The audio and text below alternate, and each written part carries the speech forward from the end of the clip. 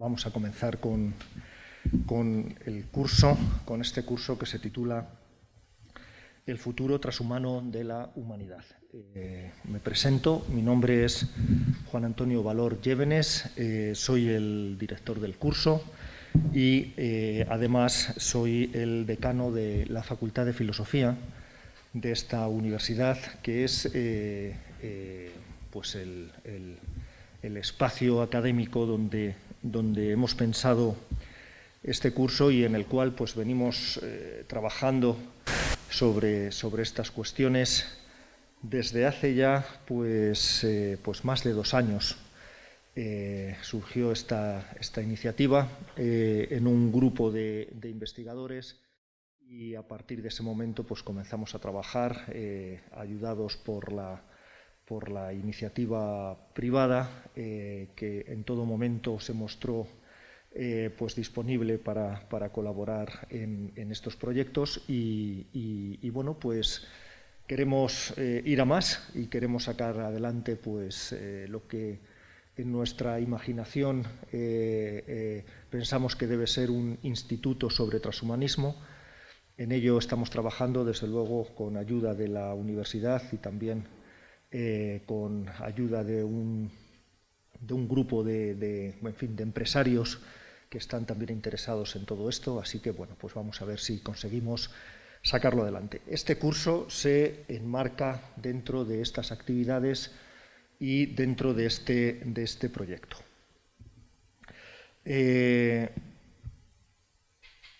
primer lugar, quiero agradecer a la universidad la acogida que nos han dado. Desde el curso pasado ya estuvimos pensando en ofrecer un curso de este tipo y bueno, pues por fin lo hemos conseguido. Así que, en fin, muchísimas gracias al director de los cursos de verano, muchísimas gracias a la Fundación Complutense, muchísimas gracias a las personas que han trabajado y que han hecho posible que hoy pues estemos aquí. Quiero agradecer especialmente, muy especialmente, la ayuda y la colaboración y el patrocinio de la Fundación Sicomoro. Tenemos aquí a su director, José María Fuster. Gracias, José María, por ayudarnos y gracias por colaborar permanentemente como lo haces con la facultad y también con la universidad. Muchísimas gracias, insisto, a la Fundación Sicomoro, que es la que hace posible pues, que hayamos podido contactar con los ponentes y, desde luego, seleccionar a los que consideramos más relevantes sin escatimar medios ni condiciones. Bueno, presento brevemente el curso. En primer lugar, la primera ponencia es la mía. Trata de pensar sobre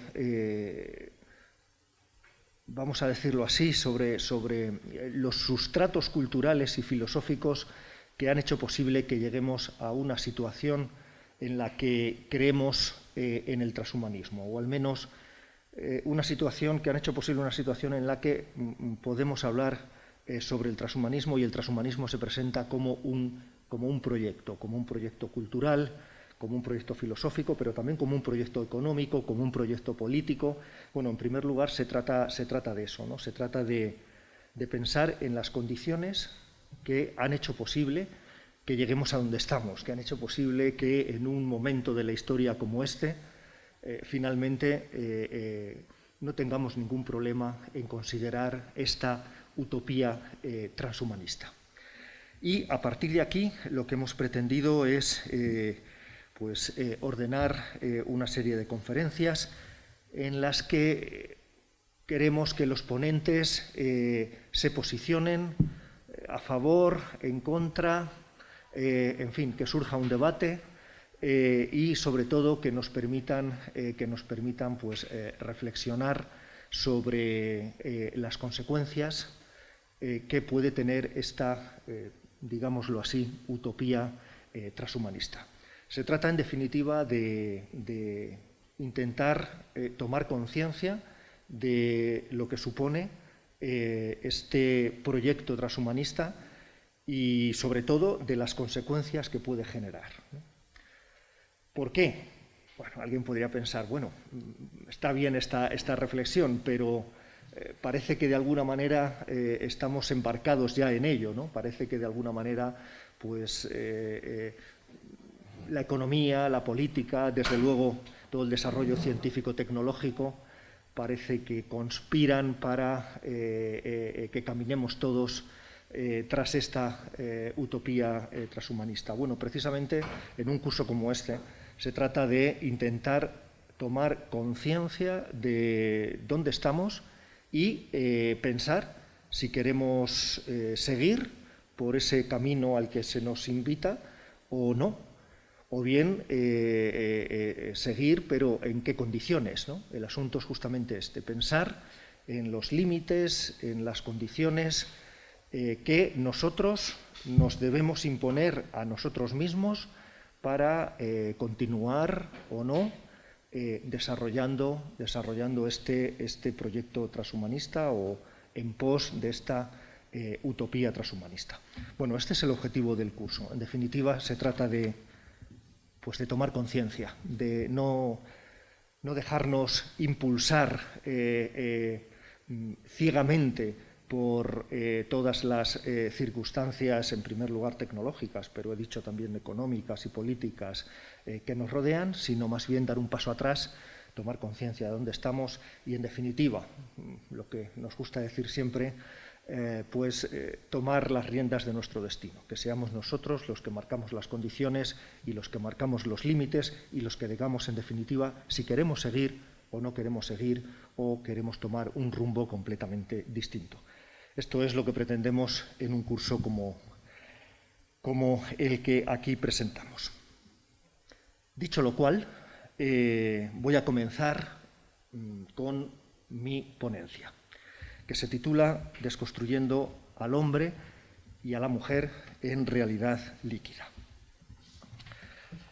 ¿Qué es lo que pretendo en esta primera hora de la mañana? Luego ya tendremos más espacio para reflexionar sobre otros asuntos y sobre asuntos más concretos en relación con este proyecto transhumanista, ¿no?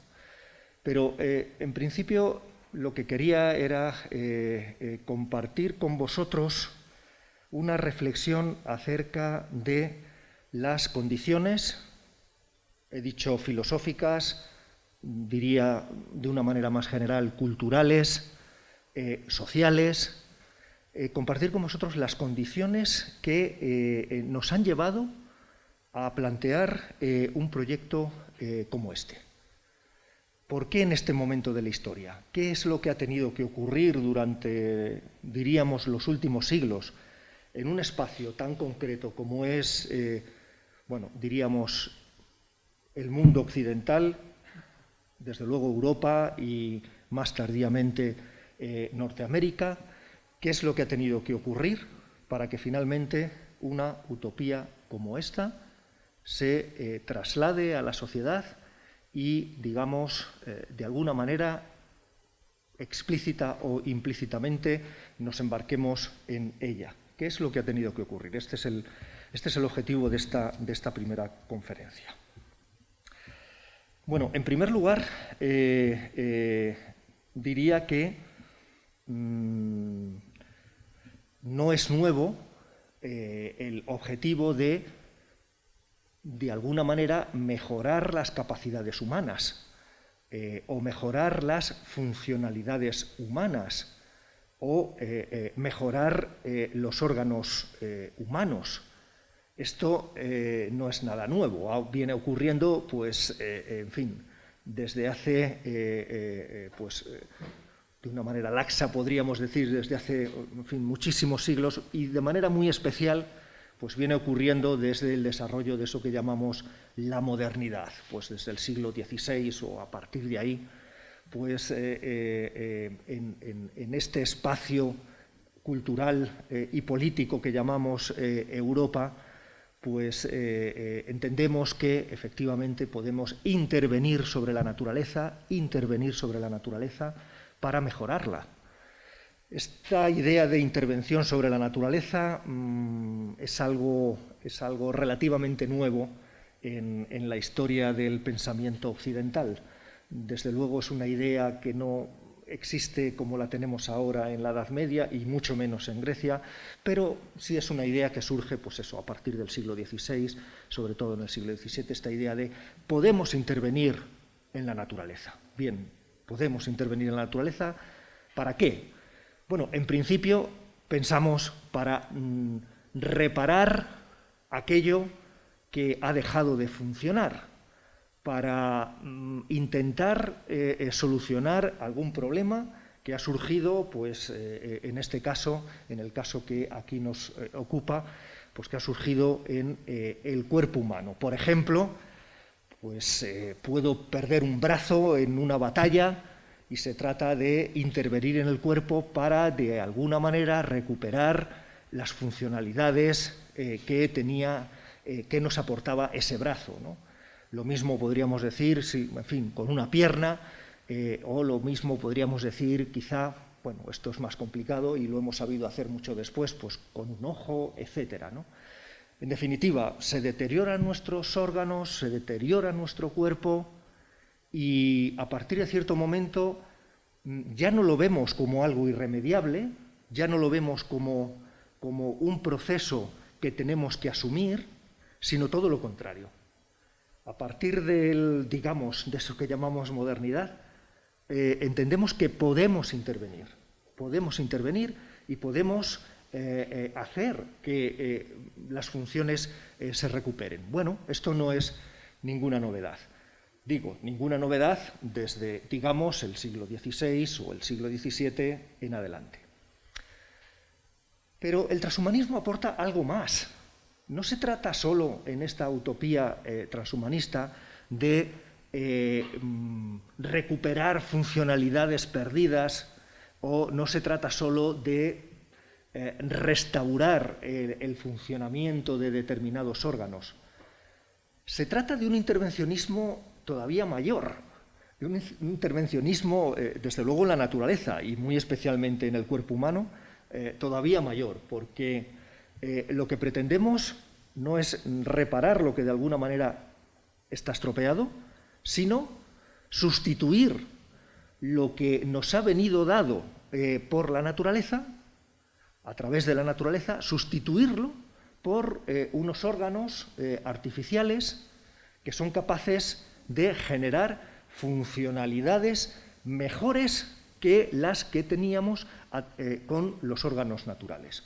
Este es un paso importante y creo que es llevar el intervencionismo mucho más allá, ¿no? Insisto, no se trata solo de reparar lo que no funciona, se trata de quitar lo natural y eliminarlo y sustituirlo, ¿no?, por algo que no es natural y que, sin embargo, consideramos que es mejor, que es más valioso, pues esto, en la medida en que nos aporta una mejora de determinadas funcionalidades, ¿no?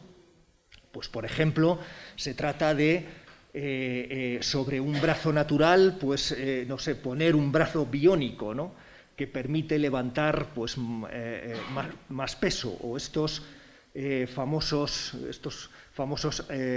armazones que se han hecho, en fin, que son conocidos, ¿no?, en algunos ejércitos, ¿no?, y que permiten a los soldados, pues esto, andar más deprisa o correr más deprisa o, en fin, levantar más peso, etcétera. Se trata, por tanto, justamente de superponer lo tecnológico a lo natural, pensando que lo tecnológico nos aporta pues, nuevas funcionalidades y mejores funcionalidades. Bien, claro, de nuevo la cuestión, ¿cómo hemos llegado hasta aquí? ¿Qué es lo que ha hecho posible que asumamos esta idea? ¿Qué es lo que ha hecho posible que de pronto no nos conformemos ya solo con intervenir y reparar, sino que lo voy a decir, en fin, de una manera un poco más teatralizada, sino que nos enfrentemos a la naturaleza, nos pongamos frente a ella y de alguna manera le digamos, nosotros somos capaces de hacer algunas cosas pues mejor que tú, ¿no? Mejor que ese desarrollo natural que se lleva a cabo, ¿no? Bueno, ¿cómo es posible esto? Bueno, yo creo que hemos llegado a esta idea a través de la confluencia de dos corrientes de pensamiento, y esto es lo que quiero exponer esta mañana, y además, aprovechando que tengo aquí, en fin, a profesores y compañeros que van a intervenir, pues, en fin, para mí un placer compartir estas ideas pues, con todos vosotros, ¿no?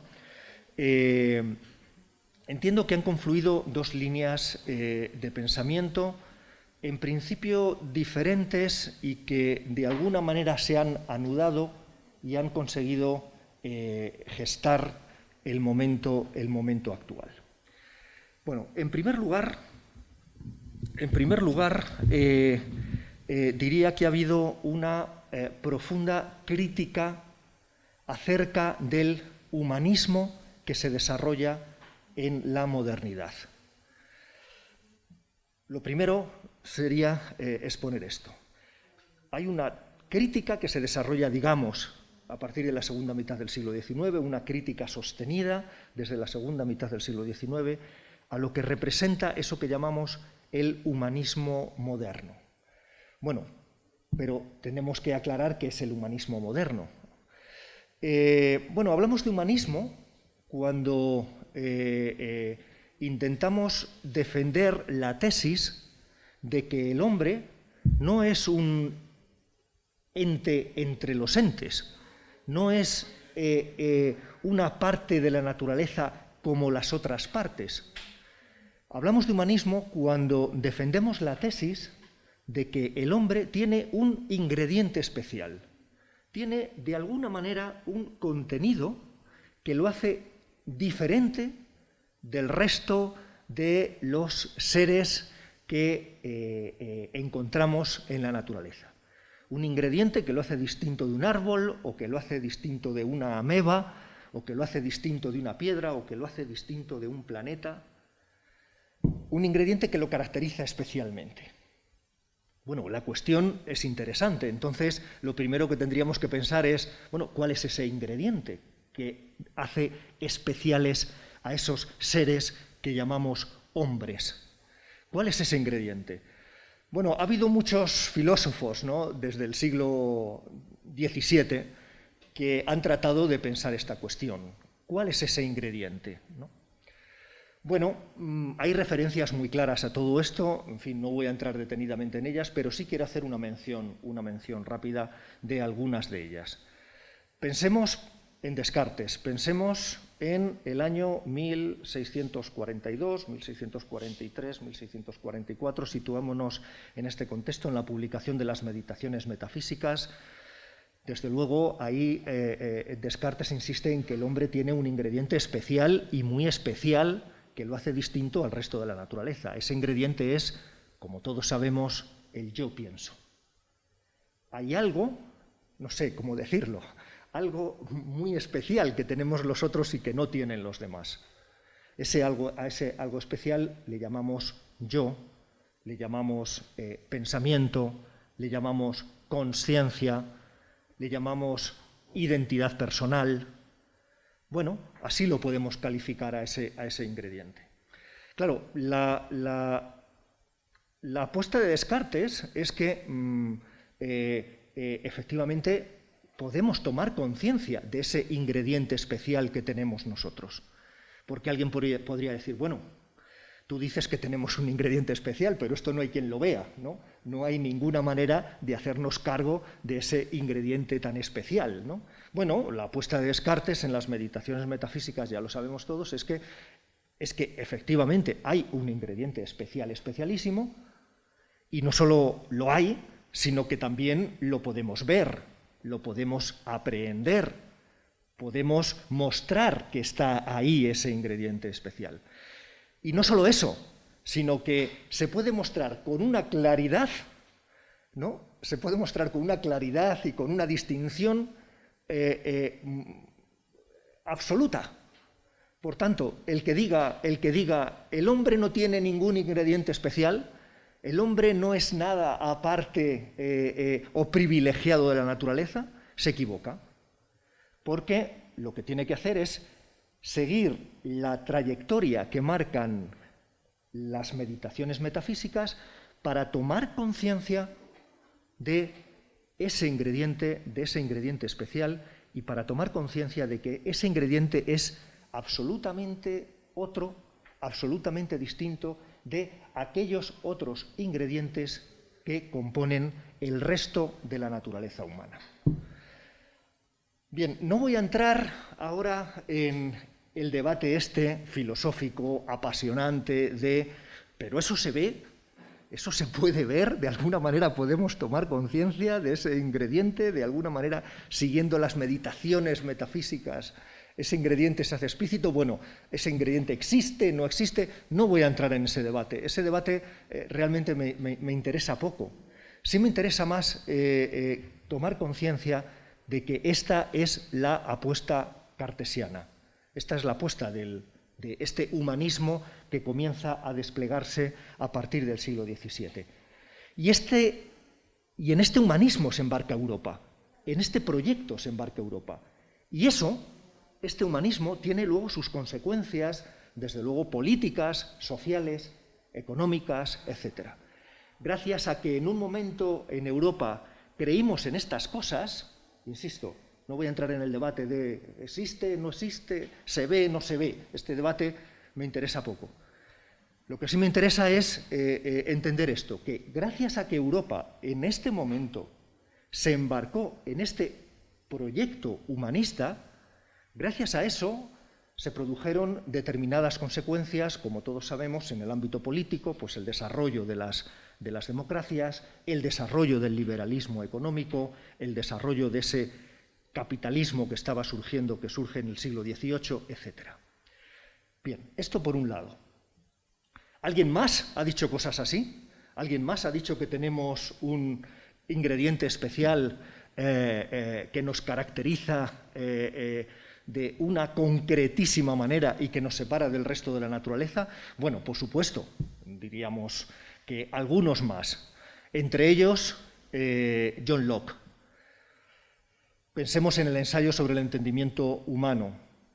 Nos podemos situar a finales del siglo XVII, cuando se publica el ensayo sobre el entendimiento humano, que se publica prácticamente en los mismos años en que se publican los principios matemáticos de filosofía natural de Newton. El ensayo se publica en el año 90, 1690, y en el 87 se habían publicado ya los principios matemáticos de filosofía natural de Newton.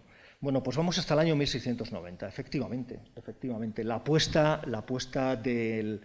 de estos protestantes ingleses, de estos protestantes latitudinaristas ingleses, eso que llamamos hoy los filósofos experimentales de Oxford, pues ahí situamos desde luego a John Locke, pero también situamos a Boyle, situamos a Newton, situamos a John Wilkins. Bueno, pues todos ellos efectivamente defienden este contenido especial, este ingrediente especial que nos caracteriza, y a eso le llaman, de una manera, en fin, reconocible por todos, le llaman mente. Decir que existe la mente separada del cuerpo, decir que existe la mente es justamente esto, apostar por la existencia de un ingrediente que nos hace especiales. Insisto, tampoco quiero entrar en el debate de existe la mente o no existe la mente, o cómo es posible tomar conciencia de la existencia de la mente. Este no es el debate hoy. Lo interesante hoy es pensar justamente en este proyecto humanista que se desarrolla precisamente suponiendo la existencia de algo, un ingrediente privilegiado que nos hace especiales y que ellos situaban, en fin, ya lo sabemos, ellos situaban en la glándula pineal o por ahí, ¿no?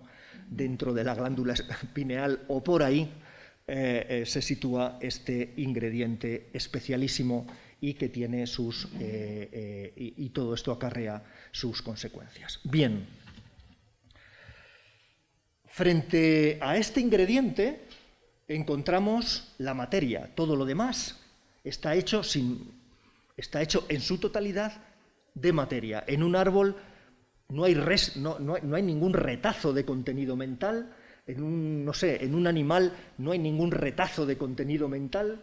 En un planeta no hay ningún retazo de contenido mental. Solo hay materia. Solo hay materia. La materia excluye a la mente. No tiene nada que ver con la mente, es, digámoslo de una manera rotunda, lo otro de la mente. En definitiva, frente al hombre, todo lo demás aparece como materia. Materia que, bueno, pues que Newton, en los principios matemáticos de filosofía natural, se encarga de explicitar a partir de las variables de solidez, extensión, forma, movimiento, reposo y número, o bien, como actualmente conocemos los que estudiamos física, pues materia que queda reducida a masa, espacio y tiempo, o a átomos moviéndose en el espacio y en el tiempo. Por tanto, así se estructura el mundo. Por un lado, la mente, el yo, la consciencia, la identidad personal, ese ingrediente que nos hace humanos, y por otro lado, la materia caracterizada de esta manera, ¿no? De esta manera, como átomos, como moviéndose en el espacio y en el tiempo, o en definitiva como una sustancia que es sólida, que es extensa, que tiene una determinada forma y que tiene un determinado movimiento. Muy bien, sobre esta base entendemos lo que ha sido el humanismo. La cuestión es que esto, a partir de determinado momento, comienza a desmontarse. La cuestión es que, a partir de determinado momento en Europa, hemos dejado de entender el mundo de esta manera. O, me gusta más decir, a partir de determinado momento en Europa apostamos por otras concepciones del mundo y por otras concepciones de la naturaleza. En primer lugar, para entender esto, y ya voy a la segunda parte de la ponencia, para entender esto me parece que es una figura muy importante Leibniz, que es contemporáneo de Newton, y que sin embargo nos invita a pensar la naturaleza de otra manera, no ya como átomos en el espacio y en el tiempo. Considera que pensar la naturaleza así no es radicalmente filosófico, y nos invita a pensar la naturaleza no desde estas condiciones materiales, sino desde determinadas condiciones que están más allá de los hechos materiales y que permiten la emergencia de los hechos materiales. Voy a insistir un poco en esto porque es muy importante para lo que viene ahora después. Leibniz, estamos hablando del año 1714, insisto, el ensayo sobre el entendimiento humano se había publicado en el año 1690, los principios matemáticos de filosofía natural en el 87, este es el momento, y sin embargo en este momento Leibniz nos invita a pensar en la naturaleza, pero no desde con este modelo materialista, al cual se opone, como he dicho, la mente, el yo, la conciencia, etcétera, sino que nos invita a entender la naturaleza desde determinadas condiciones. Ellas mismas no pueden ser materiales y, sin embargo, hacen posible la emergencia de lo material. Esas condiciones para Leibniz tienen que ver con la lógica. Y esto es muy importante. Leibniz nos está invitando a pensar el mundo desde una estructura lógica. Una estructura lógica en virtud de la cual es posible la emergencia del mundo. La emergencia de la totalidad del mundo. Desde luego la emergencia del mundo material, la emergencia de los árboles, de los planetas, de las piedras, pero también la emergencia de ese mundo que hemos pensado alrededor de la mente y alrededor del yo. Daos cuenta, esto es muy importante, ¿no? Determinadas condiciones lógicas, determinadas estructuras lógicas harían posible la emergencia del mundo. Harían posible la emergencia tanto del mundo material, por un lado, como de ese mundo que llamaríamos el mundo espiritual, o el mundo de la mente, o el mundo de la consciencia. Por debajo de todo eso, ¿no? Como lo dice de una manera muy explícita en la monadología, por debajo de los átomos de Newton, ¿no? O por debajo del yo de Descartes, o por debajo de la mente de Locke, por debajo de todo eso. No sé qué significa exactamente debajo, pero bueno, digámoslo así de manera metafórica, ¿no?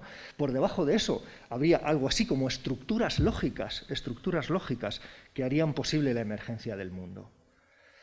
Bien, desde luego Leibniz en este momento es muy poco entendido, y lo poco que es entendido se entiende mal. Leibniz comienza a entenderse más tardíamente, ¿no? A partir del siglo XIX, diría, a partir de la segunda mitad del siglo XIX. Y voy ahora a esta segunda parte de la conferencia.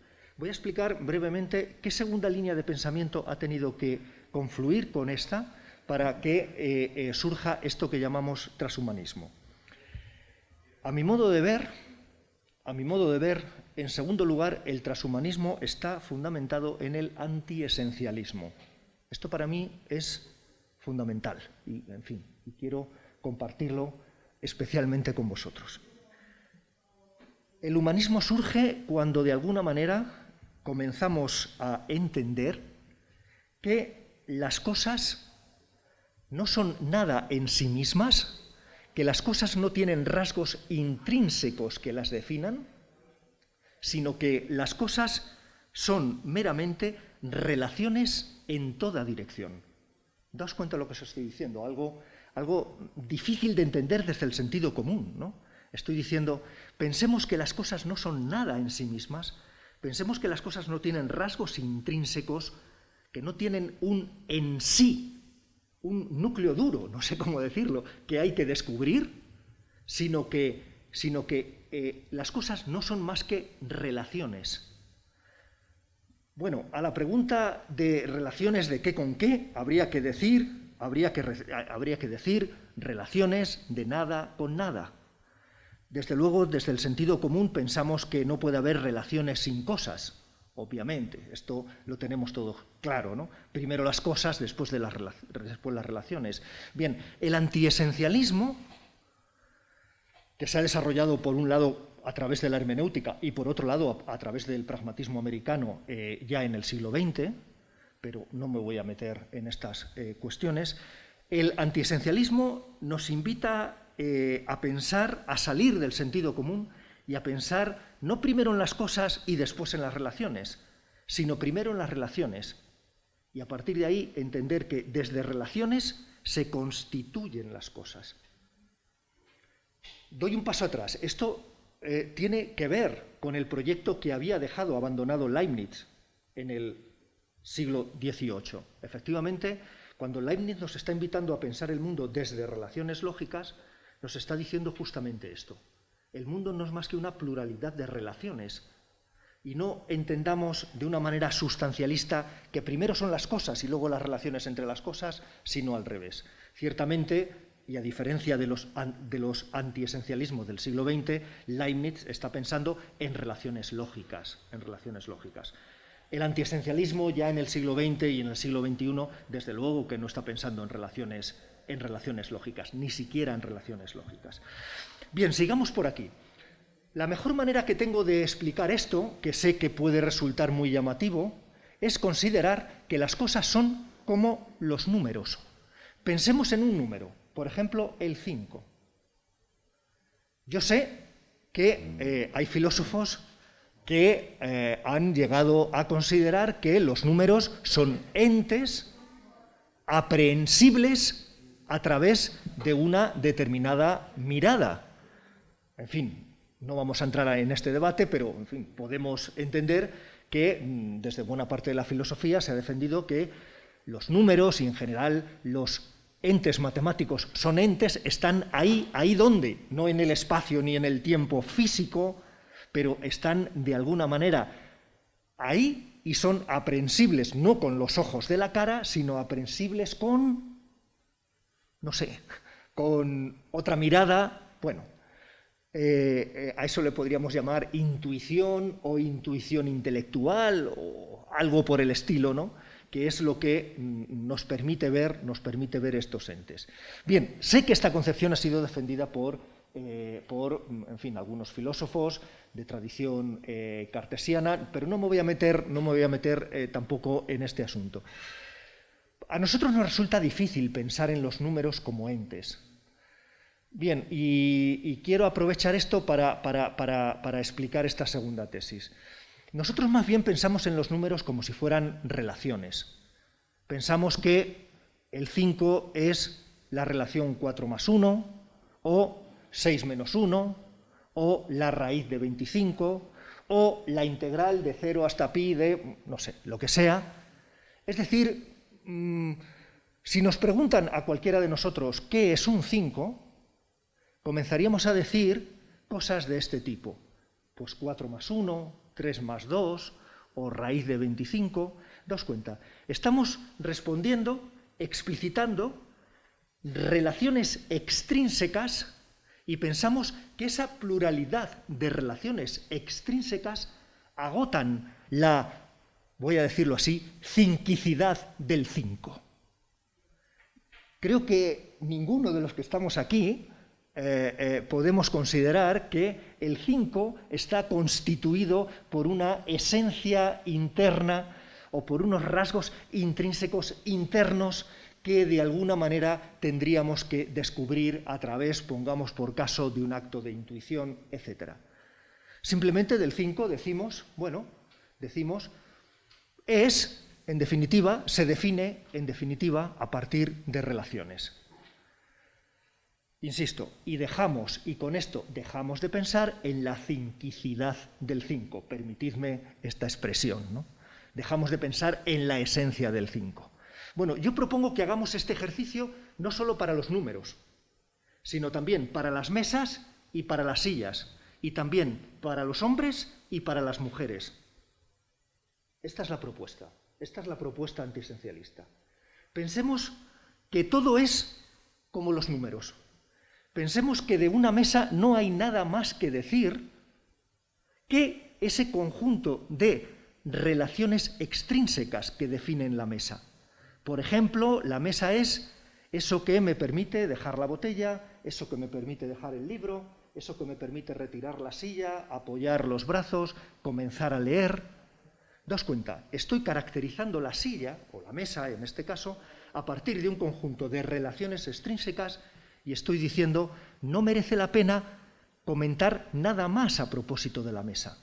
No hay nada oculto que descubrir en la mesa.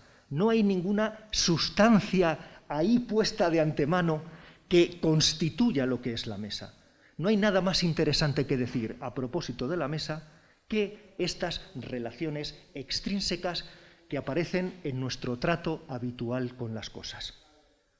Creo que esto es fundamental para entender lo que está ocurriendo hoy alrededor del transhumanismo, porque si pensamos esto de las mesas, y también pensamos esto de los árboles, y también pensamos esto de los planetas, el siguiente paso consiste en pensarlo a propósito de los hombres y de las mujeres. ¿Qué tiene de especial un hombre? Y la respuesta es, desde este punto de vista, nada.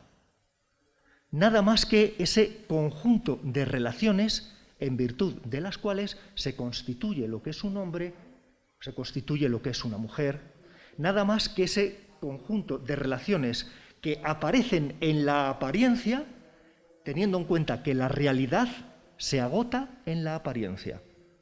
Por tanto, la noticia que os quiero trasladar es, no hay una realidad oculta, no hay nada que descubrir, más allá de la pluralidad de relaciones que se hacen explícitas. Y ahora quiero decir algo más, que se hacen explícitas ¿cómo? En nuestro trato cotidiano con las cosas. Efectivamente, las relaciones se hacen explícitas en nuestro trato cotidiano con las cosas. Las cosas son tal y como aparecen en nuestro trato cotidiano con ellas.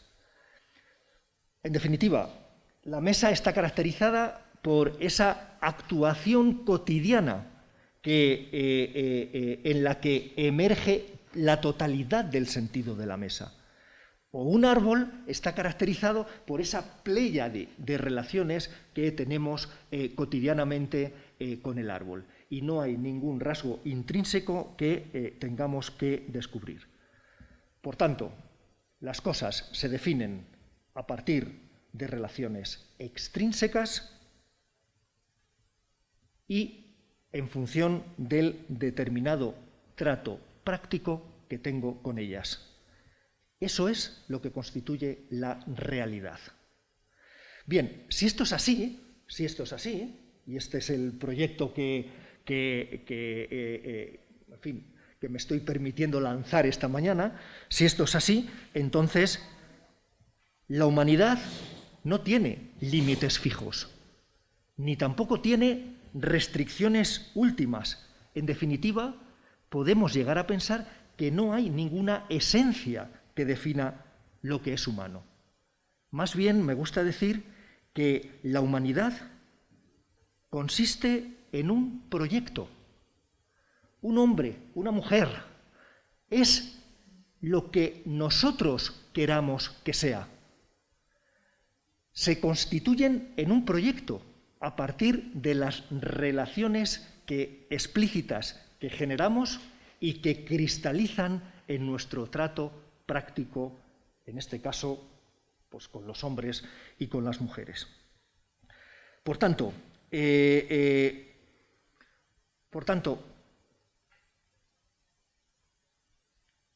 si el proyecto transhumanista consiste en la generación de un hombre o una mujer, la constitución de un hombre o una mujer en función de nuestros proyectos de vida, defiendo ese proyecto transhumanista.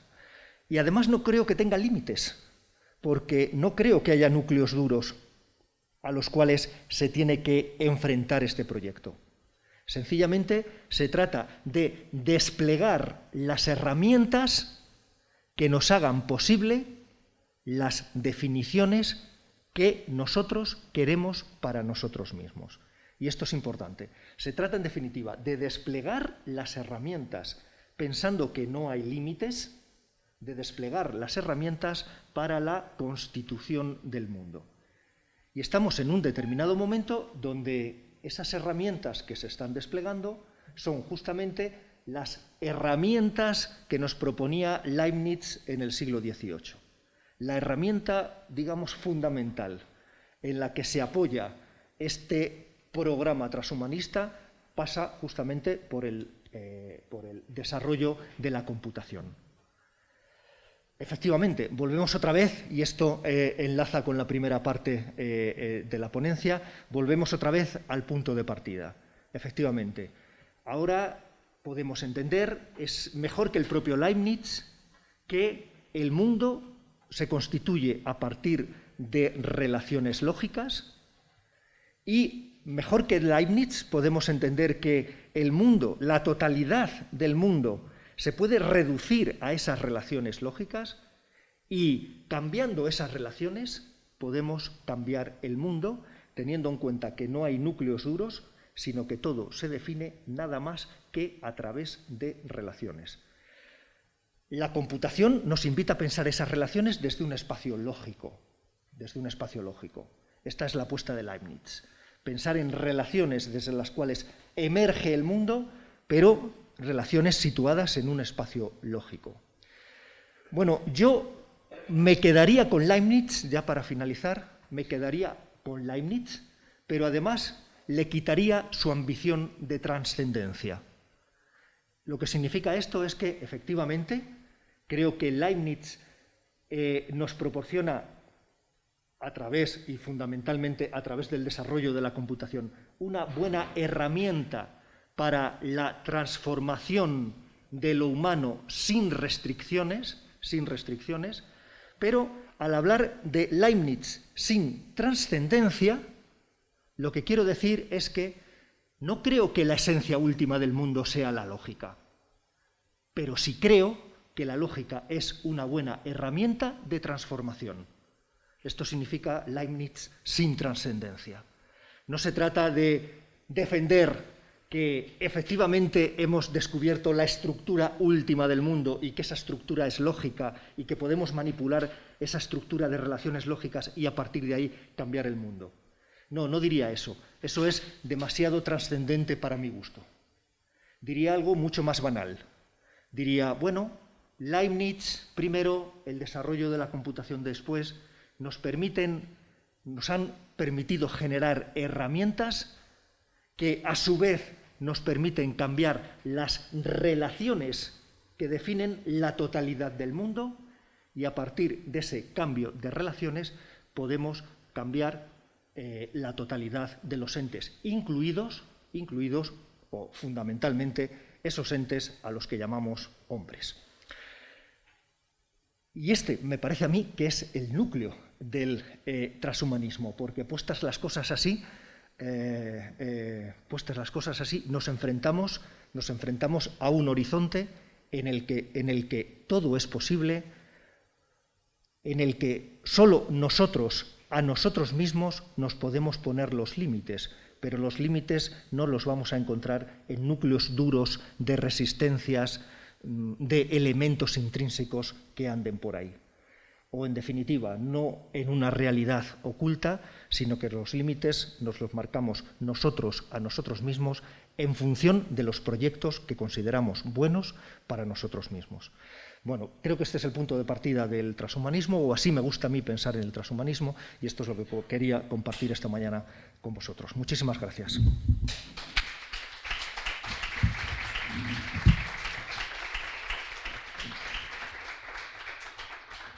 Y tenemos unos minutos para atender alguna pregunta que haya. Sí, José María.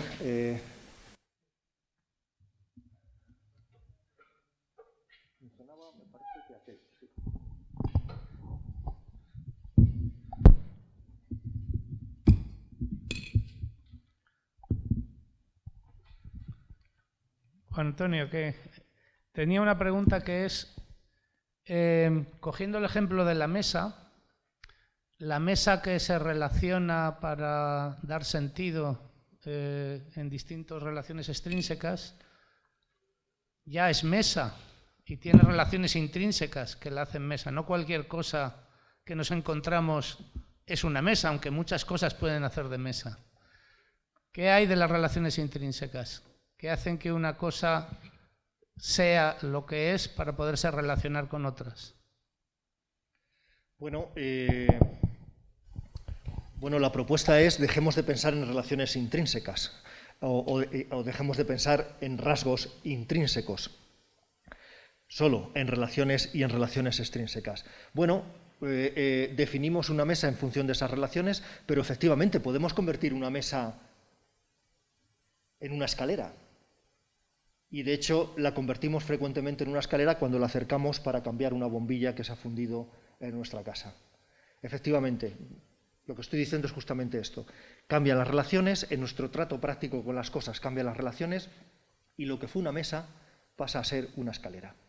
¿Qué es, una mesa o una escalera? La pregunta, es decir, ¿dónde están los rasgos intrínsecos que definen a eso como una mesa o como una escalera? La respuesta es, en nuestro trato habitual con las cosas, aparecen una pléyade de relaciones extrínsecas que permiten la definición del ente. Tenemos hoy a Jaime del Val entre nosotros. Hola Jaime, buenos días. Que quizá nos pueda decir algo más sobre esto en su momento, porque creo que en el arte se ve especialmente bien esto que estoy diciendo. Precisamente en este arte que trata justamente de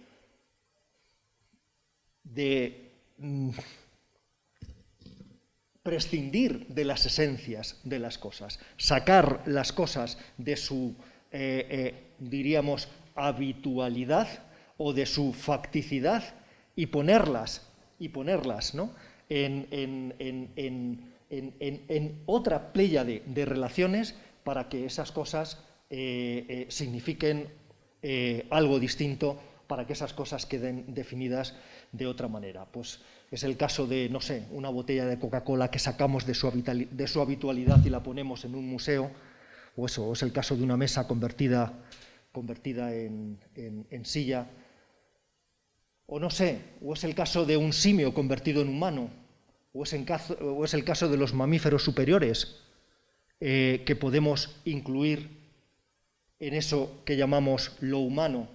Bueno, estos son los proyectos en los que nos podemos embarcar. Y José María, lo que te quiero responder con todo esto es que simplemente la realidad está constituida a partir de esas relaciones, en nuestro trato práctico y con las cosas, y no hay rasgos intrínsecos. Pensemos en un mundo sin rasgos intrínsecos, esta es la idea. Sí. Quiero debatir un poco, porque yo no niego que haya relaciones extrínsecas, como tú dices, ni niego que haya posibilidades infinitas de creación de relaciones extrínsecas. Lo que me parece que la negación de las relaciones intrínsecas es una negación fuerte que debe ser soportada. Entonces, si negáramos las relaciones intrínsecas, nadie fabricaría mesas. El que hace mesas piensa en las relaciones intrínsecas para hacer mesas. El ingeniero que hace aviones o hace un iPhone piensa en las relaciones intrínsecas para hacer un iPhone. Luego el iPhone puede tener infinitas relaciones extrínsecas. Por tanto, hay un espacio de relaciones extrínsecas que se puede desarrollar y que tiene un desarrollo teóricamente infinito, pero no podemos decir que no hay relaciones intrínsecas alegremente, porque sí las hay. Es como decir que las redes no tienen nodos. Es decir, todos son redes, pero las redes, que son relaciones entre nodos, no tienen nodos. Claro, si no tienen nodos, tampoco hay redes. Entonces, aquí estamos hablando de los nodos. Y los nodos, nos guste o no, tienen esencia. Este es el punto fuerte que yo quiero discutir. Porque negar alegremente, a priori, porque hay relaciones extrínsecas y las hay, y yo te lo acepto, me parece una negación que debe ser fundamentada.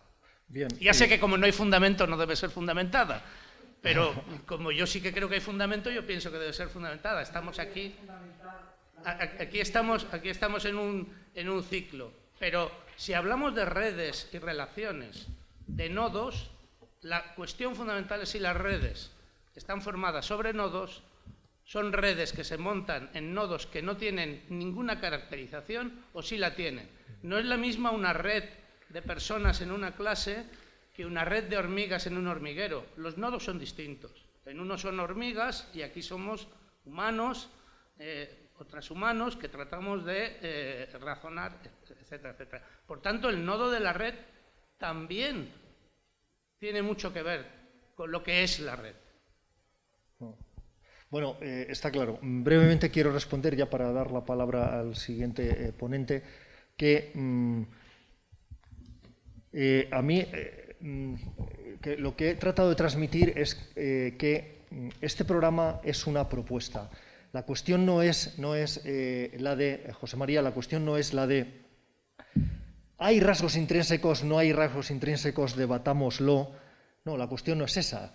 La cuestión es, tal y como lo ha planteado, es, desde luego, Europa, a partir de un determinado momento, ha tratado de poner en pie este proyecto filosófico y cultural que pasa por defender la existencia de rasgos intrínsecos que definen lo humano, como ya hemos visto, y que definen lo material. Pero ¿realmente hay rasgos intrínsecos o no? Yo he tratado de salir de ahí. Lo que he intentado decir es, bueno, es que esta cuestión no es la relevante. La relevante es que hemos apostado a partir de un determinado momento por un proyecto. Apostemos ahora por otro. Esta es la idea. Todo se puede reducir a relaciones extrínsecas y entonces a partir de ahí lo humano también a relaciones extrínsecas, y a partir de esas relaciones extrínsecas que podemos modificar con la tecnología, con la biología, con la computación, etcétera, podemos cambiar la definición de lo que es un hombre, de lo que es una mujer, de lo que es lo humano, etcétera, ¿no? Lo que trato de decir es, apostemos por un mundo sin esencias. Apostemos, tratemos de imaginar un mundo en el cual preguntarnos por la esencia sería tan ridículo como lo es hoy preguntarnos por la existencia del flogisto. A nadie se le ocurre hoy preguntar por el flogisto o preguntar por el éter. Bueno, pues esto es lo que os propongo. Un mundo en el que sería completamente ridículo preguntarnos por la esencia de las cosas. Y a partir de ahí vamos a evaluar las consecuencias. ¿Qué consecuencias tiene eso? ¿Qué es lo que se trata de pensar en un curso como este o en un instituto como el que queremos hacer, el Instituto de Transhumanismo? A partir de ahí pensar en las consecuencias. ¿Qué consecuencias tiene ese proyecto en el ámbito social? ¿Qué consecuencias tiene en el ámbito económico? ¿Qué consecuencias tiene en el ámbito político? Y evaluar nuestro proyecto en función de las consecuencias. Por tanto, José María, no se trata de responder de antemano a la pregunta por la esencia o por los rasgos intrínsecos, sino apostar por el proyecto, embarcarnos en el proyecto, embarcarnos en un tipo de sociedad que se niega a hacer en la que esas preguntas dejan de tener sentido, y a partir de ahí evaluar las consecuencias. Evaluemos las consecuencias y, en función de eso, tomemos las riendas de nuestro destino. Por supuesto, este tipo de reflexiones nos llevan a tomar las riendas de nuestro destino, siempre tomemos las riendas de nuestro destino, de tal manera que podamos en cualquier momento cambiar el proyecto, etc., ¿no? Bueno, esta sería la respuesta, pero no me quiero entretener más. José María, vamos a tener más espacio para debatir. En fin, muchísimas gracias y doy la palabra al siguiente ponente.